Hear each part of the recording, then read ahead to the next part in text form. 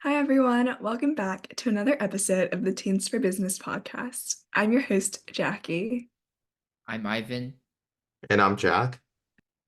Today, we'll be talking about something that's recently hit the news. Popular restaurant chain Red Lobster has filed for bankruptcy.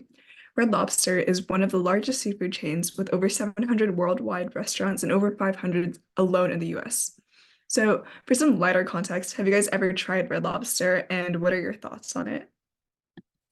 Yeah, me personally, I do know there's like a Red Lobster pretty close to my house, and I've gone maybe twice in my life, and last time being before the pandemic. But I just want to say that Red Lobster is uh very ingrained in my memory for its Cheddar Bay biscuits. Is it? Yeah, Cheddar Bay biscuits, and yeah, that's definitely something I remember from it. And it's just I think it's been a staple, but it's kind of between a fast food restaurant, kind of like a nice restaurant. It's kind of between that. It has both aspects of both, which made it very unique, but also I think might have played a role in its downfall. Yeah, I definitely agree with the last part of what Ivan said about it being a little bit of a mix of a fast food restaurant and also a mix of a restaurant in general. For me, my experience with Red Lobster is a little bit more than Ivan. I've been to Red Lobster a few times every year. Over the pandemic, I've ordered a few like takeout orders, and I think my favorite meal from the menu of Red Lobster is basically what's called the lobster flatbread, which is it's basically a mozzarella cheese pizza with a lot of lobster bits on it. So I'd highly recommend getting it if you haven't tried it already. Solid. I okay, so I haven't had like that much experience with it, but like I know like their biscuits, like Ivan mentioned, is like a big thing. And I know like they sell like their little like you can make their biscuits yourself and like they sell like kits for you to make it, if that makes sense. Um, so I had a school project where I like made the little biscuits, and the only thing I remember about it was that my biscuits did not taste as good as the actual ones did, which is very unfortunate. Um, and okay, so moving on to our section about Red Lobster and private equity. So, the past few days after Red Lobster officially announced it was filing for bankruptcy, many have been quick to point a finger at private equity. NBC News even came out with an article that said how private equity ruled Red Lobster. And the story of Red Lobster's downfall begins in 2014 when it was acquired by Golden Gate Capital, a private equity firm. And just for some background research, or some background research has shown that companies have bought out and added by private equity firms are 10 times more likely to go bankrupt than those without private equity behind it. So, first of all, I guess for some context, what do you guys think is important to share about Red Lobster's bankruptcy? Yeah, so I think being bought by a private equity firm one is definitely quite one of the most important factors to its bankruptcy. Um, but I've read about its previous financial woes about Red Lobster that basically they did this very weird thing that only private equity firm does, which is basically like sell off their real estate to kind of pad their own pockets. And there's basically no financial incentive to do this other than, the owners getting more money. So and it usually leads to like the company's downfall. So that did happen with Red Lobster, like I think 1 or 2 years ago. So that was probably due to it being bought by a private equity firm. But also like Red Lobster, as I said before, is kind of a mix between a fast food chain and then kind of a sit down restaurant chain, kind of like Chili's. Um, and I think because it's serving, seafood, and seafood's generally more expensive than, like potatoes or burger meat where you don't know where it's coming from. Like seafood in general is much more expensive. So, Red Lobster is gonna have higher prices than fast food chains in general. And, it's a very difficult way to sell yourself when you're such a big chain, but also you're selling very expensive food items when people are used to seeing like McDonald's where you have like burgers for $5 or $2. But then you go to Red Lobster, you can't really get a meal for under $30 because you're literally eating very expensive seafood. So like I think it's part of their marketing, but also their whole business model was it's very unique, but also has led to its downfall because of what its consumers want. Yeah, definitely consumer demand definitely plays a big role in what I mean, I guess like the company that Red Lobster is and like so a lot of the products that I mean, a lot of the food items that they put on their menu and what they sell, and definitely agree with basically everything what Ivan said. I'd actually approach this a little bit from a little bit of a different perspective. I feel like I was definitely I guess like a victim of this when I was younger, but I think most people that aren't very familiar with business, I guess like they kind of think that Chapter 11 bankruptcy kind of means that the company's going to go away.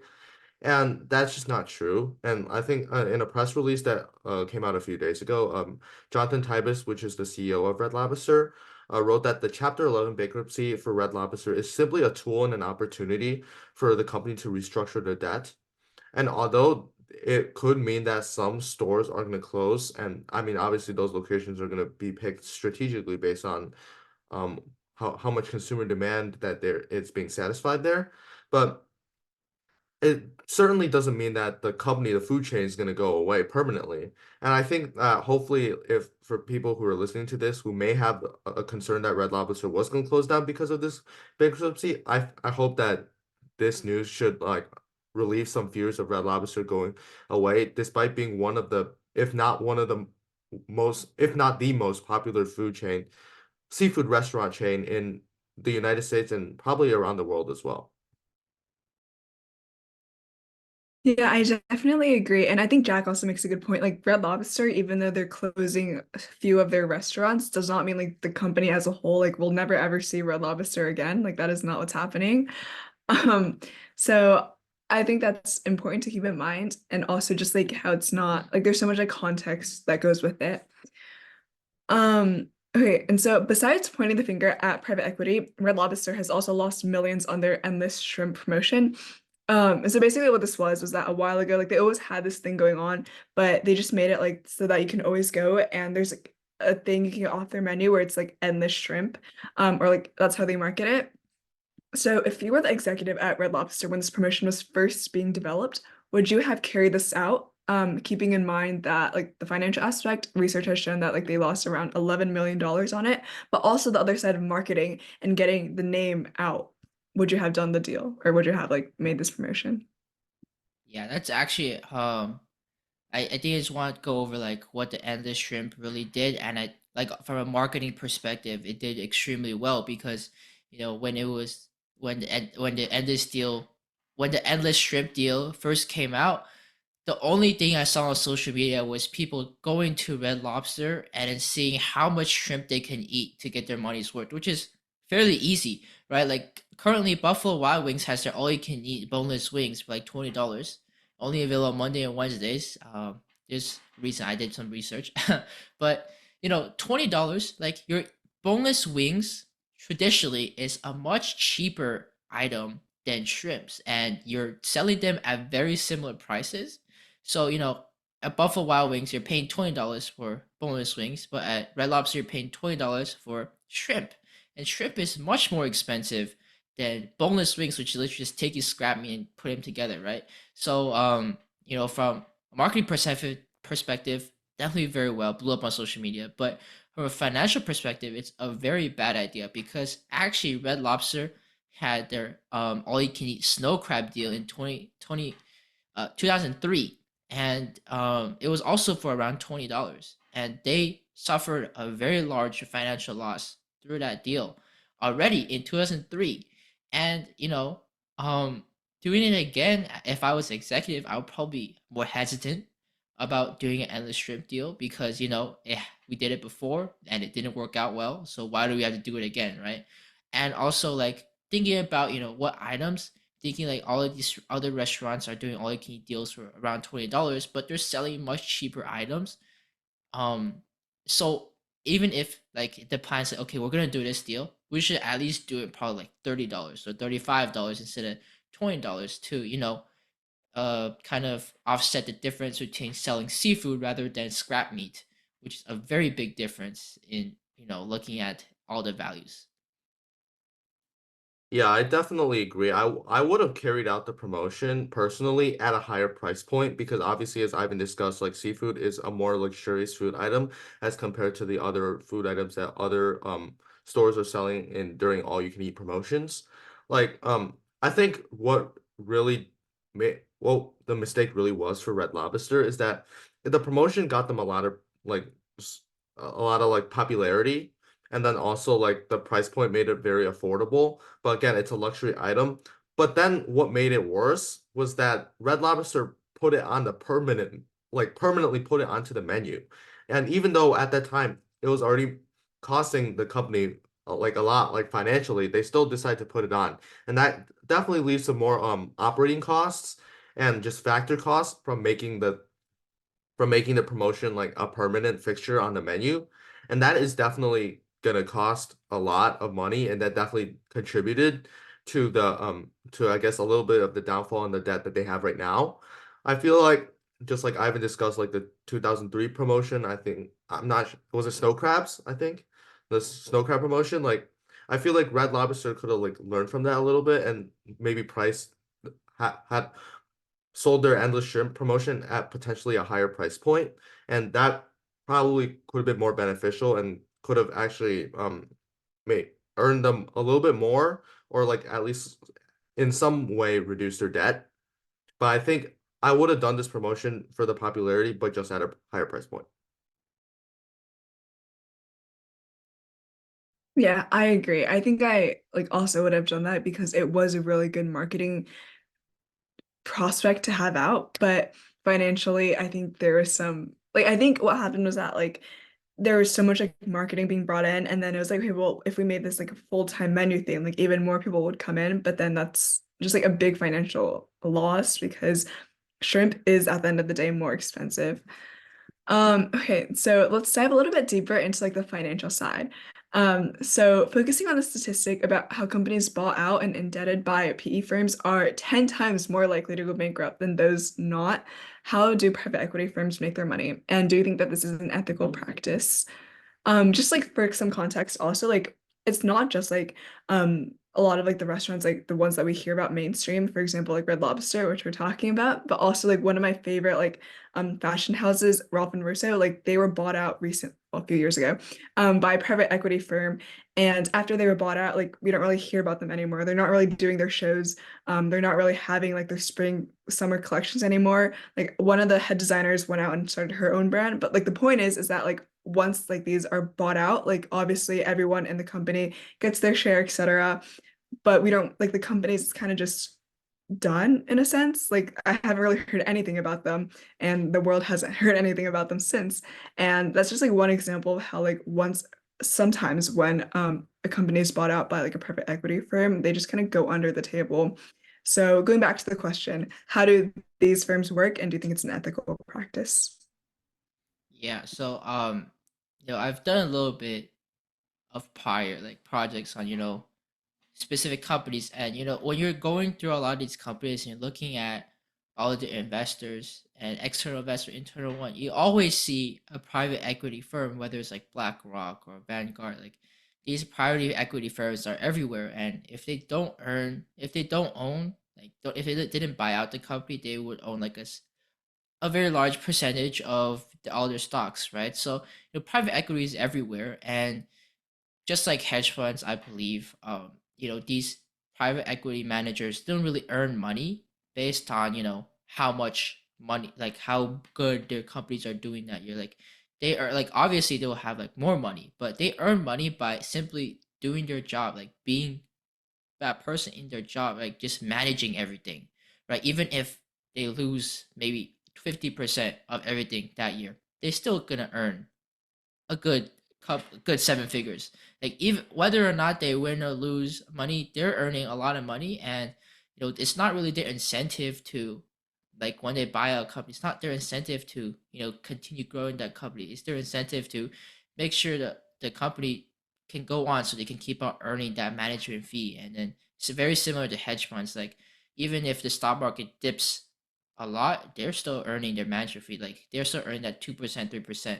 I don't, me personally, like I know private equity is much more complicated than what I say, but me personally, I think that private equity, like just buying out things, is not a very ethical process. Is because like private equity firms in general are only for money, and they aren't really doing much of anything else. Like let's say if you're talking about a restaurant, they're serving food for customers, like whether it's luxury or like simply fast food. They're serving food and they're doing something in society. But private equity, on the other hand, they're just there to manage a ton of money, and they're just buying out these companies. And as like what we've been talking about is like none of these companies are doing well. Like afterwards, after the PE firm come around. So I personally don't think it's ethical. Yeah, I definitely agree with that take. I'm just gonna straight up give the online what online says about what how private equity firms make money. And they basically make money from just buying companies that they think may have some sort of value and then later on managing them to a point and where they can get a lot of profit and then selling them later. And they work by so-called improving the company or breaking it into smaller parts or selling those smaller parts depending on how some of these like certain smaller parts like operate. And in some of those cases, it might generate greater like profits and revenues. And obviously, based off of what I just said, we can see that PE is very risky, and it makes sense why that some companies that are bought out by PE firms are significantly more likely to go bankrupt than other companies that just like run like appropriately. And and another thing that I like to add that I feel like private equity firms are also known to lay off existing workers, while also reducing the quality of the services that are provided by companies held by the PE firms. And sometimes they even try to evade regulations just for the sake of profit. So just based off of all of that, all of those like negative consequences that we can see with the PE firm taking over a company, I can definitely say that I think that it is not very ethical. Yeah, definitely agree with the points we made. And also one thing I just want to point out as well, we might have touched over this, but to give a little bit more context into the Red Lobster bankruptcy. So as I mentioned, like it didn't just happen overnight. It wasn't like, oh, we're bankrupt now, guys.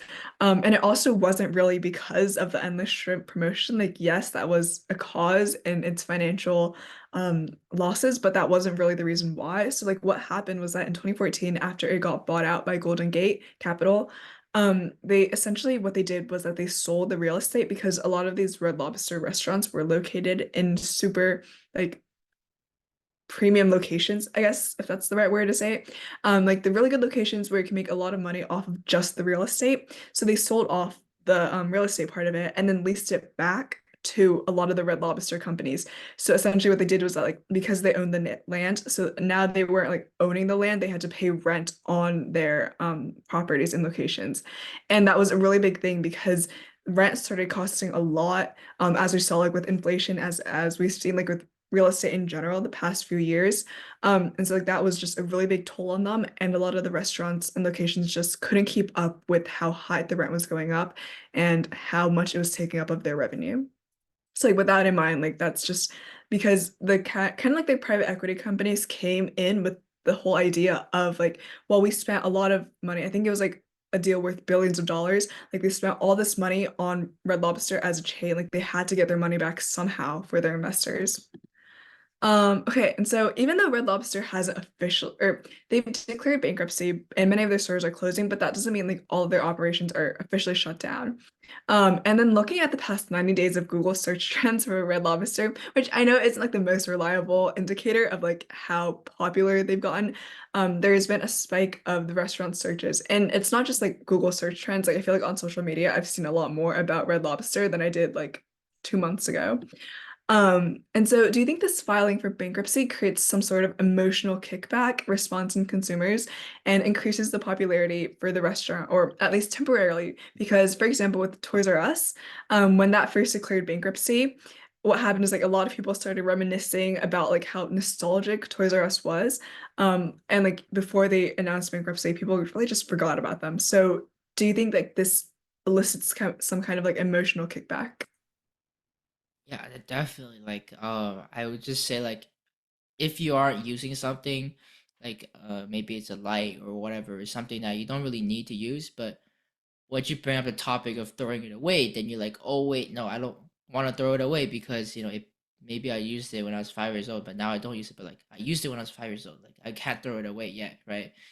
So I think it's kind of like that, and also like for a lot of the older generations, I would say like not for our generation, but maybe generation before or the generation before that, like Red Lobster was kind of the type of restaurant where you would go after like a month of working, you have like a lot of money, then you would go dress up and then go to Red Lobster, right? Instead of going to McDonald's or Domino's Pizza, like you would go to Red Lobster. And for like these older generations and the generation now who have the time to go around and they hearing that Red Lobster might close down and their store near them might also close down, they're like, oh crap, like it's my childhood memory of going to Red Lobster all dressed up with my family and then just like eating, have a good time. And now like what if it's closing down, then I gotta go before everything's gone, right? So I think that also plays very much a role, and especially it's because like it's like the working people, like it's the generation of people who's working who are earning their own money.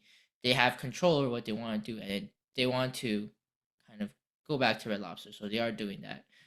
But I think as Jack and Jackie have said, like it's not really Red Lobster isn't really closing down, and I think it's like a lot of misinformation going around. But in the end, I think it's still playing uh good financial.